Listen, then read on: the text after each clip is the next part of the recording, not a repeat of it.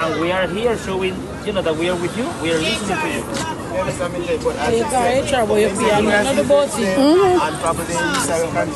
We need no contract, one contract, especially for the person. We're not even saying for the new person that are coming.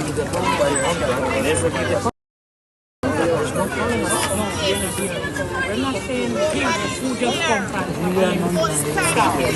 But what about the persons who are the older staff that is here that you know you can rely on?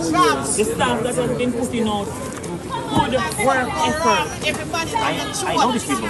They've been here for a long time. So why do you, Mr. Manager, have them signing staff every 3 months and then 3 months and then extension? That is one of the concerns. Let's take a seat and review that. But I need the space and the time to do it. You hear that, guys? Mr. Madrid needs space and time to review what we're saying.